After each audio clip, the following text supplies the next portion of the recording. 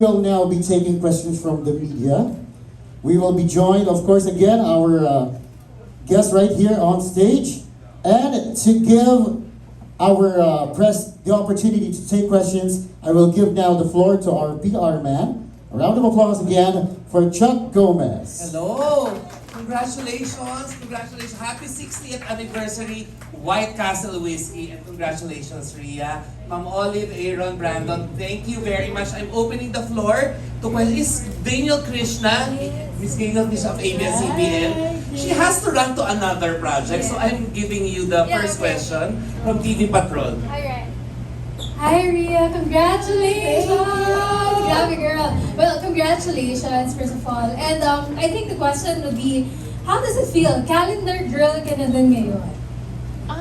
Like I said earlier, I'm very overwhelmed. It's not something I imagined was possible, given that, usually calendar girls fit a certain mold. We all have this one vision of beauty, and I think that's why the campaign of White Castle really resonated with me, because they're out to prove that beauty goes in all forms, in all shapes, and all sizes. Alright. Thank you so much for that, Ria. Next question is, pag sinabi kasing calendar girl, meron kasing image na parang pa-sexy. So, kilala ka namin very wholesome din naman talaga. Paano mo i-define sexy? I think you can be wholesome and sexy at the same time. You don't have to be, you don't have to show a lot of skin to be sexy. It's more of your confidence and how you carry yourself and how you embrace your body, flaws and all. Alright, thank you so much. Thanks, guys. Thank you. Thank you. Any other questions? Yes, we have Miss Manila Santos of Push.com. Manila, hello. Good afternoon. Ria, what was your first impression when you found out that you would be doing this? And then what did you change with your diet or workout to prepare for this? At first, I was in disbelief. Like, really talaga ba? Like, I was so touched also. Again, big girls don't usually get to do the chance to do something like this. And here we are. In terms of change in diet, not really, because I think the whole campaign revolves around body positivity, and I think it would be a bit hypocritical to do something like this and advocate for something like that if you alter anything in there, because it's about embracing your body, flaws and all. And then after this pictorial, you finished it, you're gorgeous, everything worked out. What realization did you have, or did it change anything with how you saw yourself or confidence? I mean, definitely. I never thought that I'd see myself as a calendar girl, but here I am. And if anything, what changed? Kaya ko pala ganito. I mean, I did a birthday shoot, but I feel like that's more for personal consumption type of thing. And for something like this that's blasted out so publicly, kaya pala. I feel like it reinstilled confidence in myself also. Thank you, Manila. Mr. Geman Villanueva of Orange Magazine. May question siya sa mga boss natin from White Castle, from Distilleria Limtuano. Hello po. Congratulations. Question na lang is, paano yung naging process ng pagpili kay Ria? And bakit naisipan niya na this time we feature yung body positivity? Thank you very much. So, di ba, I think as you've noticed in the last few years, di ba, we've tried also to work with other calendar talents, no? So we had like Ninong Rai, and then we had Sasa Girl. So we thought, really to embrace the concept of diversity in beauty, inclusivity. So this time we said we should get lady naman, back na naman kami to our White Castle girl, no? Kasi we had two males, diba? So now we wanted a female, and it so happened that we were also looking for a concept, and si Chuk also approached us, and when we saw the picture of Ria, it's like, diba? What's there to decide? Right? Yeah. So, syempre, like I'm also a big girl, na-appreciate ko yung beauty ni Ria, diba? So I think she really represents a lot of us, no? And I think I'm always a believer that if a person is confident, the person is beautiful. And I think we would like to encourage more people not to be so obsessed with size, being thin, but concentrate on what we're good at, you know, and what we can contribute to our country, to our families, you know, to our jobs, because that is really what makes a difference in one's life, no? So it's more than, as I say, it's not just beauty is really what's inside and outside. For as long as we take good care of ourselves, di ba? There's no one who can't be beautiful, no? So I really am happy that we have somebody like Ria to represent the brand, and for all the people that helped us put this together, like si Chuk, no? So we're very happy, and his team. So we're so thankful, and we're also thankful for all your support. Because without you, di ba, then this campaign also is not going to be successful. So thank you very much, everyone. Thank you, Ma'am Olive. Maraming salamat po. Our next question is from John Bueno of Cubagao. John? Hello, good afternoon. Well, my first question is for Ms. Olive. Obviously, you've done remarkably well with the last campaign with Sasa. How has been the reception with that overall? Can you tell us the story about that, and why you decided to continue with this one with regards to body positivity? So for the Sasa Girl campaign, Yes. I will turn you over to Brandon, because Yes. it's Brandon who really Wow. is the person behind the Sasa Girl campaign. So we decided last year to do, no, end of 2020, right? At the end of 2021, we decided to do an online search for the next White Castle Girl. And so we opened it to the public. And last minute, Sasa Girl joined. And the voting was based on impressions and like comments, likes. So we didn't expect it. That wasn't our initial intention. So it was decided by the public, and we took a gamble on it. Yes. Because syempre we knew that there were gonna be a lot of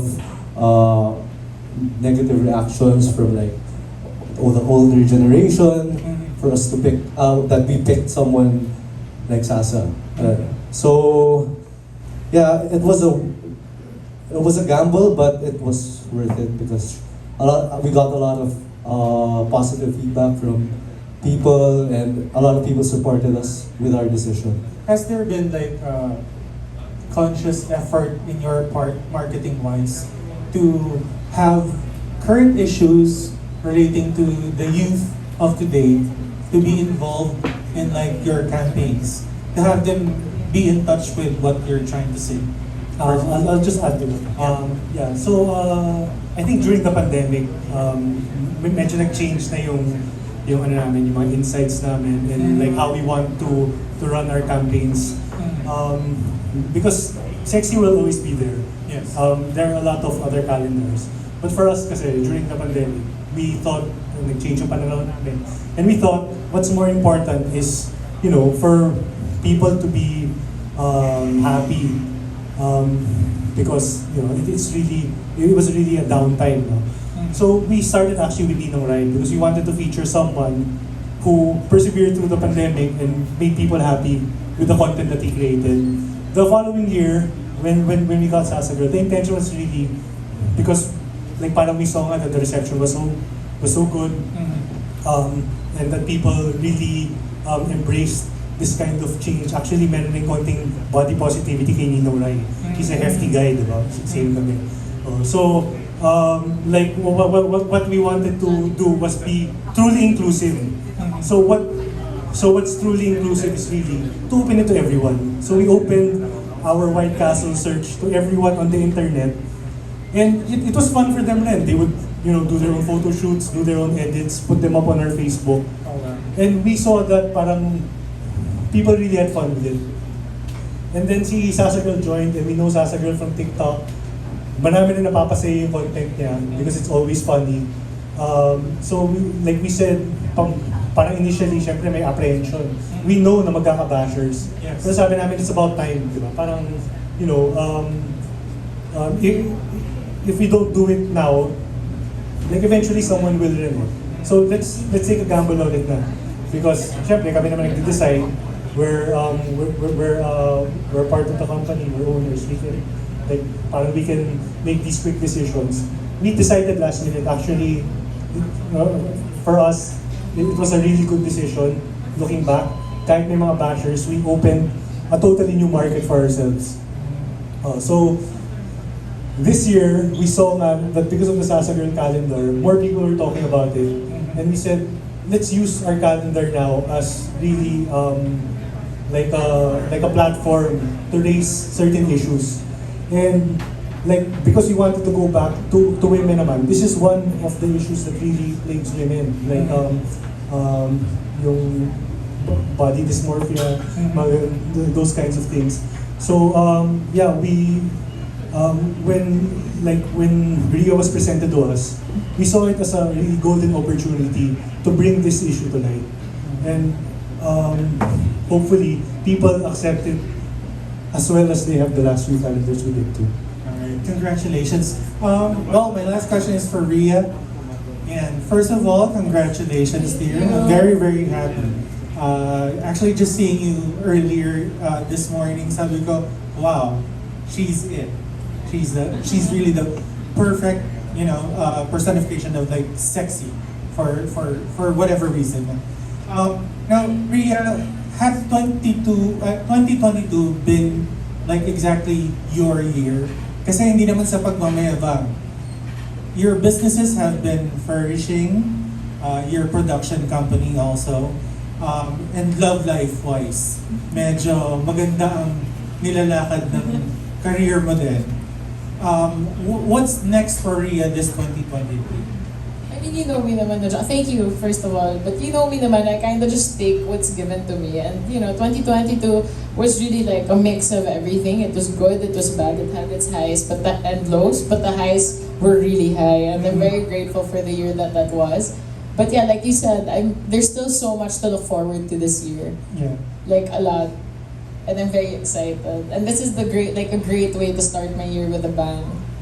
Galing. Alright. Thank you, universe. Thank you. Thank you. Congratulations, Rhea. We know kung gaano ka ka-close to your parents. Did you have to consult them? And did you also consult your partner? Nasumay. Actually, when this was pitched to us also, my parents were also present. So no need, they were there by chance.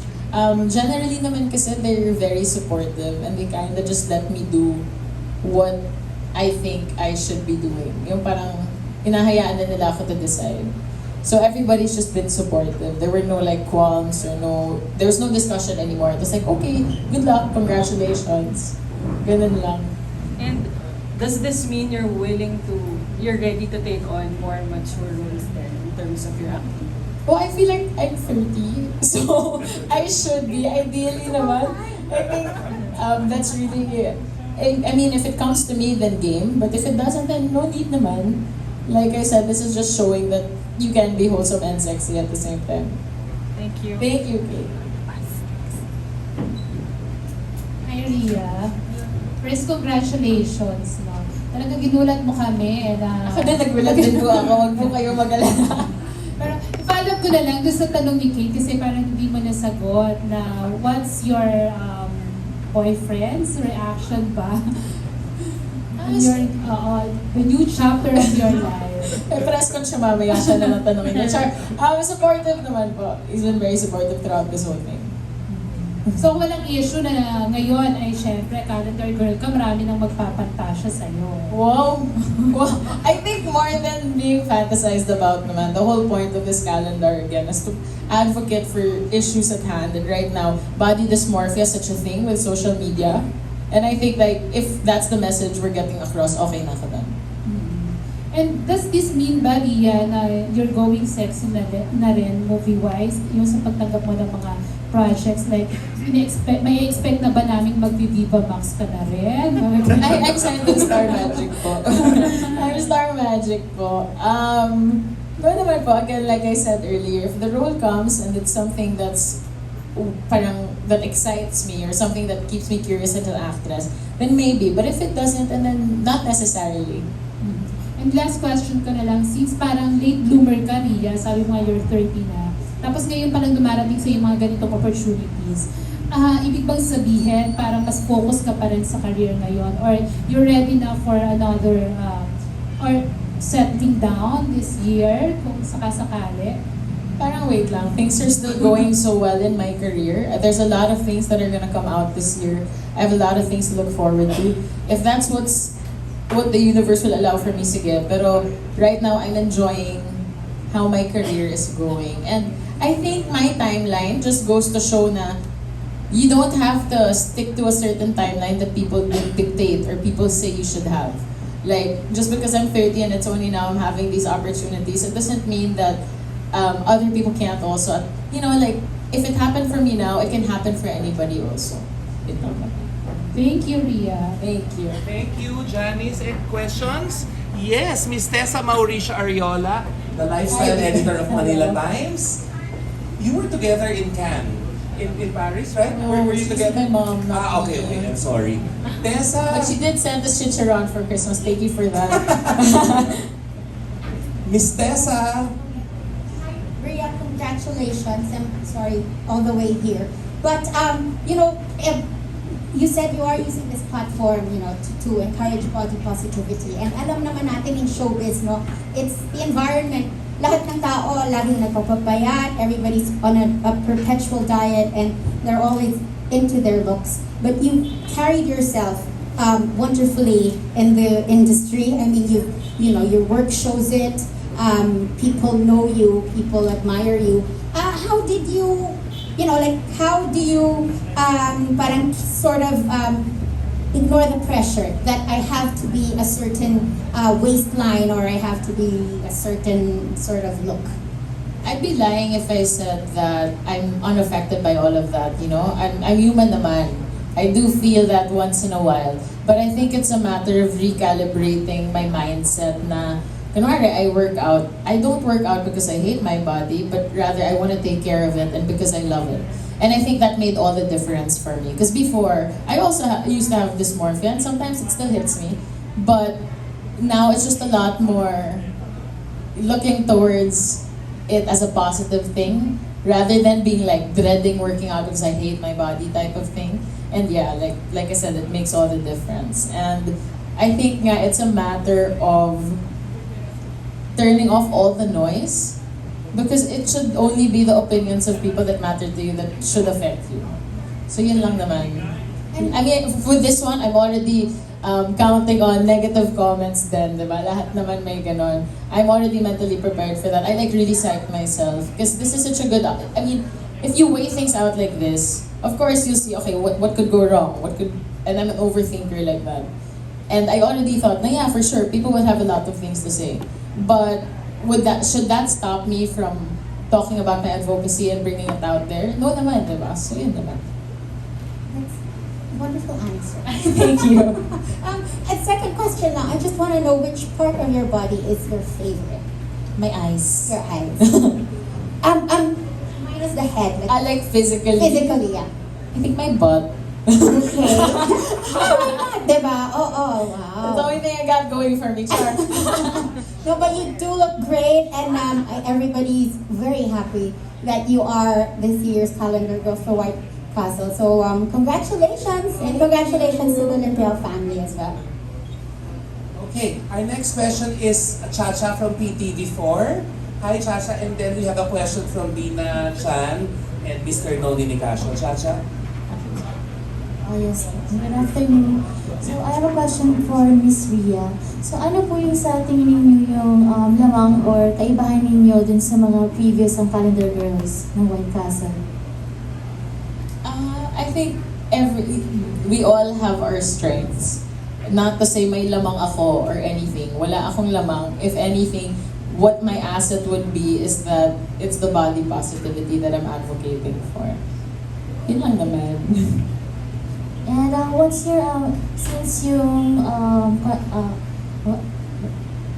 ano ay about sa body positivity, so Do you have any message din sa mga taong conscious sa kanilang body?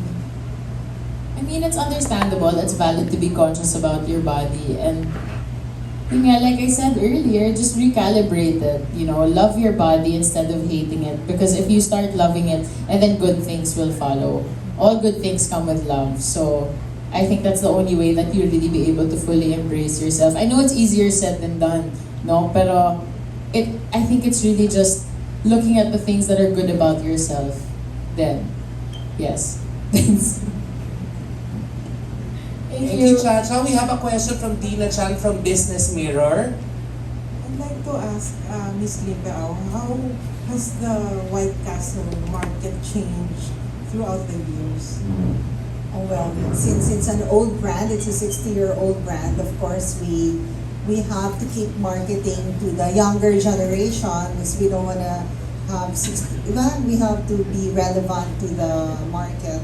So they're getting younger and younger. That's why if you will notice from our marketing campaigns, we also try to make it relevant to them so that they appreciate the brand and the images and the concepts that go with the brand. No? So it's that is, I think, the challenge for older brands, that we stay relevant to our market because the market, let's say 40 years ago, of course, they already move on to other products. You know, they have different tastes, different interests.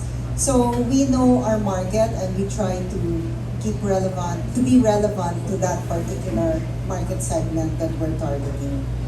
Yes. My next question before Aaron or Megan, how did your getting Sasa Girl as ambassador help the brand, or how did it help promote your brand? Well, for me, it gave us access to like a new market, which is the LGBT community. That's one.